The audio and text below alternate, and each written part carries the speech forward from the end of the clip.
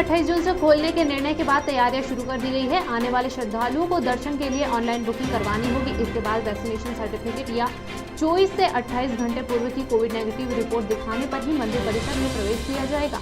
सुबह 6 से 8 बजे तक 7 स्लॉट में दर्शन करवाए जाएंगे। इसके अलावा गर्भगृह और नंदी हॉल में दर्शनार्थियों को प्रवेश नहीं मिलेगा। इंदौर में नए तरीके से एटीएम हैकिंग की वारदात सामने आई है। 2 बदमाशों ने एटीएम में लगे कैश डिपॉजिट मशीन में एटीएम लगाकर 10,000 रुपए निकाले। पैसे निकालते ही हैकर ने मशीन में उंगली फंसा दी, जिससे कैश निकालने वाला सेक्शन चोक होकर वही रुक गया। इसके बाद बदमाशों ने एटीएम कार्ड डालकर फिर से 10,000 निकालने का प्रयास किया। जैसे ही रुपए निकले, इसके बाद एक एक कर उन्होंने 21 बार ऐसा किया और 2,10,000 रुपए निकाल लिए। भारत में पहली बार दवाइयों और वैक्सीन की सप्लाई के लिए ड्रोन का इस्तेमाल होने जा रहा है। कर्नाटक में 18 जून से 100 घंटे का ट्रायल शुरू हो रहा है, जिसमें 13 ड्रोन कंपनियां शामिल हो रही है। इस ट्रायल का उद्देश्य दवाएं ही नहीं बल्कि अन्य सामान पहुंचाने की संभावनाएं तलाशना भी है। 600 रुपए में ड्रोन से पहुंचेगी वैक्सीन की 10,000 शीशियां। कर्नाटक में आज से ट्रायल शुरू, तेलंगाना में भी जल्द ही शुरू होगा। भोपाल में एक दर्दनाक हादसे में 4 साल के मासूम की पानी में डूबने से मौत हो गई। मामला भोपाल के गुनगा थाना क्षेत्र का है। वह घर में खेलते खेलते पानी को स्टोर करने के लिए बने टैंक में गिर गया था। परिजन बच्चे को बाहर निकालकर तुरंत अस्पताल ले गए, लेकिन वे उसे नहीं बचा पाए। अमेरिका और चीन के बीच दूसरे देशों को वैक्सीन दान करके विदेश नीति मजबूत करने की होड़ मची हुई है। अमेरिका ने 14 जून को त्रिनिदाद और टोबैगो को फाइजर वैक्सीन की 80 शीशियां दान की। इस जानकारी को अमेरिकी दूतावास के ऑफिशियल अकाउंट से ट्वीट किया गया है। अमेरिकी दूतावास ने अपने ट्वीट में कहा है कि फाइजर के एक डोज में वैक्सीन के 5 से 6 डोज होते हैं। हम आशा करते हैं कि इस डोज के हिसाब से गिना जाएगा। कोरोना महामारी ने दुनिया भर के लोगों में दान करने की प्रवृत्ति को बढ़ावा दिया है। ब्रिटिश संस्था चैरिटीज एंड फाउंडेशन के वर्ल्ड गिविंग इंडेक्स 2021 के मुताबिक बीते साल 2020 में दुनिया के 55% वयस्कों यानी करीब 300 करोड़ लोगों ने अनजान व्यक्ति की मदद की। खास बात यह है कि अमीर देशों की तुलना में गरीब देशों के लोगों में दूसरों की मदद का ट्रेंड ज्यादा रहा। डच सिंहासन की उत्तराधिकारी और नीदरलैंड की प्रिंसेस एमालिया ने उन्हें मिलने वाला 14 करोड़ का सालाना भत्ता लेने से इनकार कर दिया है। एमालिया ने कहा कि वह 7 दिसंबर 2021 को 18 साल की हो जाएंगी और कानून के मुताबिक उन्हें भत्ता मिलेगा, लेकिन इसे लेने में वह तब तक असहज है जब तक वे बदले में कुछ कर नहीं देती। एमालिया ने फैसले की जानकारी डच प्रधानमंत्री मार्क रूट को पत्र के जरिए दी है। स्पेन की मैड्रिड से मां की हत्या का एक दिल दहला देने वाला मामला सामने आया है। दरअसल यहां एक दरिंदे ने अपनी मां के कम से कम 1000 टुकड़े कर दिए, उनमें से कुछ को खा गया। वारदात की सूचना मिलते ही पुलिस मौके पर पहुंची और जांच शुरू की। पुलिस ने आरोपी के फ्रिज से बॉडी के टुकड़े बरामद किए। आरोपी ने बॉडी के कुछ टुकड़ों को प्लास्टिक बैग में भरकर डस्टबिन में फेंका था। अंतरिक्ष में धरती की आंख कहे जाने वाले हबल स्पेस टेलीस्कोप ने काम करना बंद कर दिया है। बताया जा रहा है कि पिछले 30 साल से अंतरिक्ष में रहकर अनगिनत खोज करने वाले हबल टेलीस्कोप के 1980 के दशक के एक कंप्यूटर में खराबी आ गई है। अमेरिकी अंतरिक्ष एजेंसी नासा ने बताया कि हबल के इसी कंप्यूटर की मदद से विज्ञान से जुड़े उपकरणों को नियंत्रित किया जाता था। पाकिस्तान के विदेश मंत्री शाह महमूद कुरैशी ने संयुक्त राष्ट्र के शीर्ष अधिकारियों को एक पत्र लिखकर फिर से कश्मीर राग अलापना शुरू कर दिया है। उन्होंने इस पत्र में आरोप लगाया है कि भारत कश्मीर में जनसांख्यिकी को जबरन बदल रहा है। पाकिस्तानी विदेश कार्यालय ने बताया कि इस पत्र को संयुक्त राष्ट्र सुरक्षा परिषद के अध्यक्ष और संयुक्त राष्ट्र महासचिव को भेजा गया है। पाकिस्तान चाहता है कि यूएन के दबाव में भारत कश्मीर से फिर से अनुच्छेद 370 को बहाल कर दे। कोविड नियमों का पालन नहीं किया गया तो 1 से 2 महीने में महामारी की तीसरी लहर महाराष्ट्र को प्रभावित कर सकती है। यह लहर कोरोना की बेहद खतरनाक वेरिएंट डेल्टा प्लस की वजह से आएगी। राज्य की कोविड टास्क फोर्स ने बुधवार को इस महामारी की समीक्षा बैठक में यह जानकारी दी। इसके बाद मुख्यमंत्री उद्धव ठाकरे ने मेडिकल टीम और अन्य अफसरों को जरूरी इंतजाम चाक चौबंद करने का निर्देश दिया है। सीबीएसई बोर्ड की 12वीं कक्षा का रिजल्ट तैयार करने को लेकर बनी 13 सदस्यीय कमेटी ने गुरुवार को सुप्रीम कोर्ट में अपनी रिपोर्ट सौंप दी है। इसमें बोर्ड ने रिजल्ट जारी करने के फॉर्मूले के बारे में बताया है। बोर्ड के मसौदे के मुताबिक 10वीं, 11वीं, 12वीं के प्री बोर्ड के परिणाम के फाइनल रिजल्ट का आधार बनाया जाएगा। अगर सब कुछ सही रहा तो 31 जुलाई तक रिजल्ट जारी कर दिए जाएंगे। मध्य प्रदेश में संक्रमण की दूसरी लहर के काबू में आने के बाद अब कोरोना के नए डेल्टा प्लस वेरिएंट का मामला मिलने से चिंता बढ़ गई है। भोपाल में बरखेड़ा पठानी निवासी एक 65 साल की महिला में यह वेरिएंट मिला है। इससे पहले देश में 6 डेल्टा प्लस वेरिएंट के मामले मिल चुके हैं। विशेषज्ञों का कहना है कि इस नए डेल्टा प्लस वेरिएंट पर मोनोक्लोनल एंटीबॉडी कॉकटेल का भी असर नहीं होगा। कोरोना की संभावित तीसरी लहर की रोकथाम के लिए मध्य प्रदेश का पहला children Covid care centre Garhakota में खोला गया है। इसमें अच्छी बात यह है कि चिल्ड्रन कोविड सेंटर में अब तक एक भी केस नहीं पहुंचा है, यानी चिल्ड्रन सेंटर शुरू होने के 20 दिनों में एक भी बच्चा कोरोना संक्रमित नहीं आया है। जिसके बाद कोविड सेंटर को बंद कर दिया गया है। गुजरात से जबलपुर तक लाए गए 500 नकली रेमडेसिविर इंजेक्शन मामले में एसआईटी 4 आरोपियों को लेकर आई है। एसआईटी ने इनको गुजरात के मोरबी जेल से प्रोडक्शन वारंट पर लिया है। इनके खिलाफ जबलपुर के ओमती थाने में मामला दर्ज है। एसआईटी ने इससे पहले 2 बार प्रोडक्शन वारंट जारी कर दिया है, लेकिन वहां की पुलिस नहीं ला पाई। मध्य प्रदेश लोक सेवा आयोग ने मेडिकल ऑफिसर के 576 पदों पर भर्ती के लिए नोटिफिकेशन जारी किए हैं। इन पदों के लिए एप्लीकेशन प्रोसेस 24 जून से शुरू होगी। इच्छुक कैंडिडेट्स 23 जुलाई को ऑनलाइन आवेदन कर सकते हैं। इन पदों के लिए कैंडिडेट्स का सिलेक्शन पर्सनल इंटरव्यू के आधार पर किया जाएगा। भारतीय किसान यूनियन के पानीपत जिलाध्यक्ष पर एक और केस दर्ज किया गया है। प्रिंट मीडिया के पत्रकार ने जिलाध्यक्ष पर अपने साथियों के साथ मिलकर मारपीट करने का आरोप लगाया है। 2 दिन पहले भाकियू जिलाध्यक्ष पर प्रतिनिधियों को धमकी देने और वीडियो वायरल कर रोष फैलाने का केस दर्ज किया गया था। पुलिस मामले की जाँच कर रही है। उत्तर प्रदेश के गोरखपुर पुलिस ने हरपुट बुधहट इलाके से लापता 2 बच्चों को 24 घंटे के अंदर ही ढूंढ निकाला। दोनों मासूमों का अपहरण उन्हीं की मां ने करवाया था। पुलिस ने सर्विस लाइन से लोकेशन ट्रेस कर दिल्ली पुलिस की मदद से दोनों बच्चों को दिल्ली में सकुशल बरामद कर लिया। वहीं आरोपित मां को भी पुलिस ने गिरफ्तार कर लिया। कानपुर से एक सनसनीखेज खबर है। यहाँ बिठूर के संभरपुर मोहनपुरवा गांव में बुधवार रात 28 साल के सुरेश कुशवाहा उर्फ पुट्टन की धारदार हथियार से गला रेत कर हत्या कर दी गई। सिर और धड़ अलग अलग करके आंगन में पड़ा मिला। परिवार वालों ने पड़ोसी दंपति पर अवैध संबंधों में हत्या का आरोप लगाया है। गाजियाबाद जिले में 72 साल के बुजुर्ग अब्दुल समद को बंधक बनाकर पीटने वाले 2 और आरोपी गिरफ्तार हुए हैं। इनमें से एक आरोपी ने बताया कि उसकी बीवी से दिक्कत थी। उसने बुजुर्ग से ताबीज बनवाया था, लेकिन गलत असर हुआ, इसलिए पिटाई के बाद दाढ़ी बाल काट दिए गए थे। इस मामले में अब तक कुल 5 आरोपी पकड़े जा चुके हैं। छत्तीसगढ़ में नक्सली इतने बेखौफ हो गए हैं कि वे अपना दायरा धीरे धीरे बढ़ा रहे हैं। नक्सली बुधवार देर रात युवक को उसके घर से अगवा कर ले गए थे। अगले दिन गुरुवार सुबह उसका शव सड़क पर पड़ा मिला। बताया जा रहा है कि पुलिस मुखबिर के शक पर नक्सलियों ने उसकी हत्या की है। ग्रामीणों ने इसकी सूचना पुलिस को दे दी है, जिसके बाद पुलिस को मौके पर रवाना किया गया है। छत्तीसगढ़ के धमतरी में बुधवार रात एक महिला ने अपनी सास से विवाद के बाद आत्मदाह कर लिया। झगड़े के दौरान सास का सिर फूट गया। इस पर बेटा उसे लेकर डॉक्टर को दिखाने चला गया। इस बीच महिला ने खुद पर केरोसिन डालकर आग लगा ली। सूचना मिलने पर पुलिस मौके पर पहुंची और आग बुझाई, लेकिन तब तक महिला की मौत हो चुकी थी। पुलिस ने शव को पोस्टमार्टम के लिए भेज दिया है। मामला नगरी थाना क्षेत्र का है। बिलासपुर और कोरबा कलेक्टर ने बैंड पार्टी धुमाल ग्रुप को अनलॉक कर दिया है। संडे लॉकडाउन को लेकर भी बुधवार शाम तक अहम आदेश जारी किए गए हैं।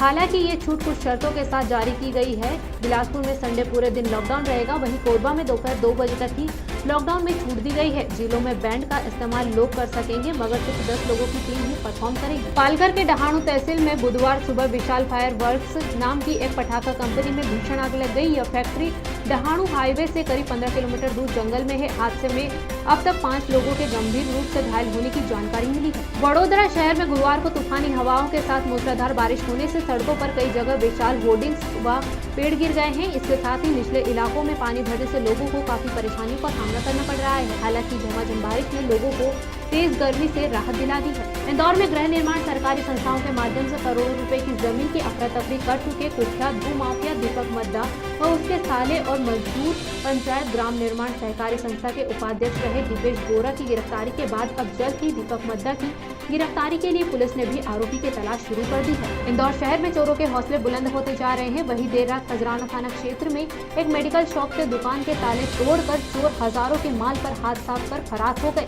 वहीं चोरी की पूरी घटना दुकान में लगे सीसीटीवी कैमरे में कैद हो गई, जिसके आधार पर खजराना पुलिस चोर की तलाश कर रही है। मध्य प्रदेश के इंदौर में आज एक बड़ा ट्रेन हादसा हो गया। दरअसल अम्बेडकर नगर इंदौर रतलाम डेमू ट्रेन आज सुबह अचानक पटरी से उतर गई। मिली जानकारी के मुताबिक शटिंग के दौरान ये ट्रेन हादसा हुआ।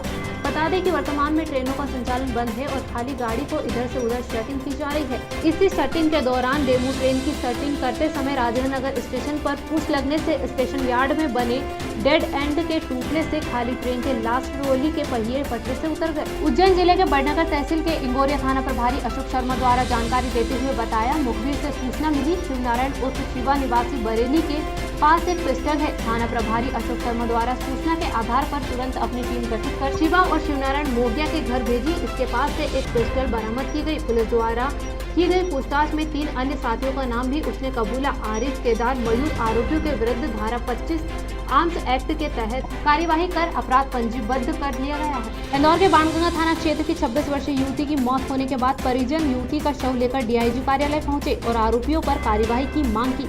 मृतिका के परिजनों ने आरोप लगाया है कि उनकी बेटी को पति और ससुराल वालों ने तेजाब पिलाकर उसकी हत्या कर दी है। उत्तर प्रदेश के गाजियाबाद पुलिस ने बुजुर्ग की पिटाई और दाढ़ी काटे जाने के मामले में एक और एफआईआर दर्ज की है। यह एफआईआर स्थानीय नेता पर दर्ज की गई है, जिसका नाम उम्मेद पहलवान है। एफआईआर के मुताबिक स्थानीय नेता उम्मेद पहलवान ने अनावश्यक वीडियो बनाकर पीड़ित के साथ फेसबुक लाइव किया।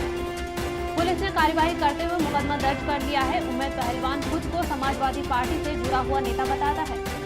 नेपाल में मूसलाधार बारिश के कारण कम से कम 7 लोगों की मौत हो गई है और करीब 50 लोग अब तक लापता है। अधिकारियों ने बुधवार को यह जानकारी दी है और बताया कि भारी बारिश के कारण व्यापक बाढ़ आई है, जिससे कई महत्वपूर्ण बुनियादी ढांचे को नुकसान पहुंचा है। शेयर बाजार में आज भी गिरावट का दौर जारी है। बीएसई का 30 स्टॉक्स वाला प्रमुख संवेदी सूचकांक सेंसेक्स 379 अंकों की गिरावट के साथ 52,122 के स्तर पर खुला। वहीं नेशनल स्टॉक एक्सचेंज का निफ्टी भी आज दिन के कारोबार की शुरुआत लाल निशान के साथ थी। राष्ट्रीय जांच एजेंसी की एसयूवी प्लांटिंग और व्यवसायी मनसुख हिरेन की हत्या के मामले में चल रही जांच के सिलसिले में अंधेरी ने पूर्व मुठभेड़ विशेषज्ञ प्रदीप शर्मा के घर पर छापा मारा और तलाशी ली। बाद में शर्मा को हिरासत में ले लिया गया।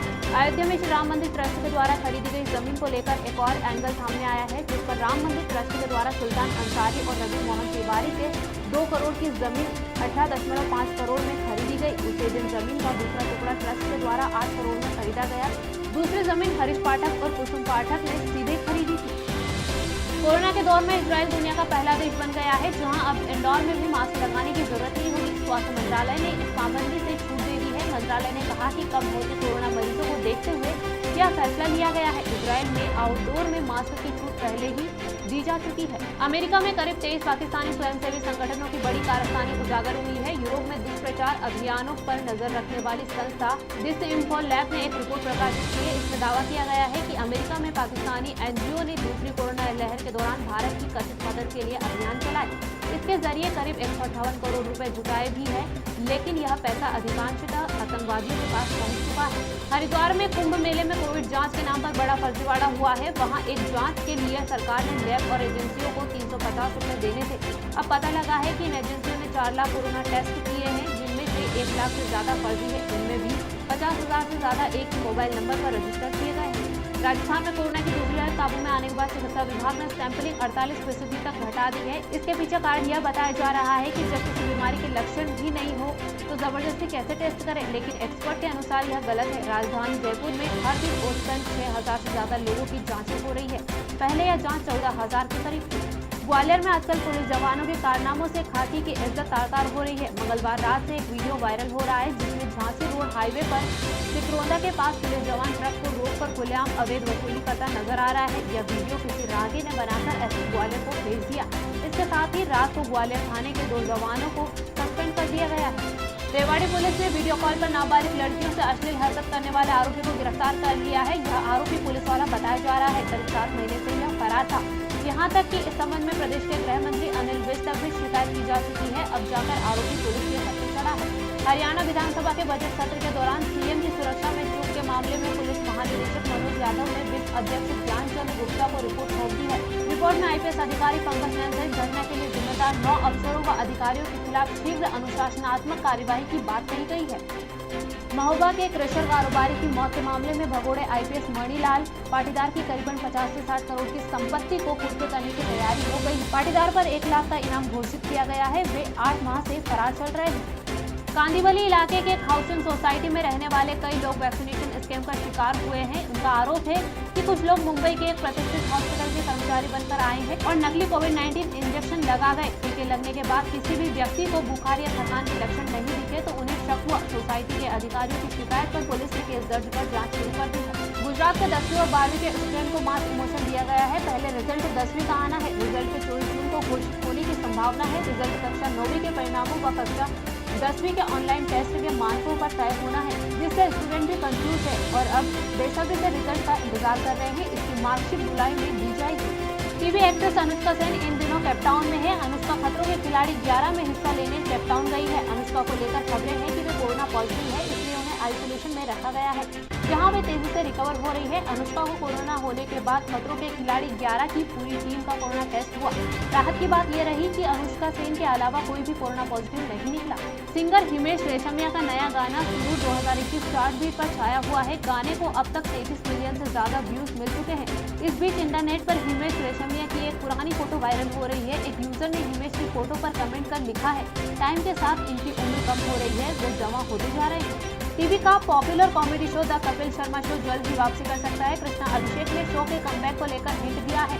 कृष्णा ने भारतीय सिंह पीकू शारदा संग सेल्फी फोटो इंस्टाग्राम पर शेयर की है, जिससे देख फैंस कयास लगा रहे हैं कि शो वापसी करने वाला है। तो न्यूजीलैंड के बीच वर्ल्ड टेस्ट चैंपियनशिप का फाइनल मुकाबला 18 से 22 जून तक इंग्लैंड के साउथहैम्पटन में खेला जाना है। वहां के कंडीशंस को न्यूजीलैंड के लिए मुश्किल बताया गया है। हालांकि टीम इंडिया के पूर्व ओपनर वीरेंद्र सहवाग इससे पूरी तरह सहमत नहीं है। सहवाग का मानना है कि चाहे स्पिन हो या स्पिन हो या स्पिन, टीम इंडिया के पास हर कंडीशन का फायदा उठाने लायक गेंदबाज मौजूद है।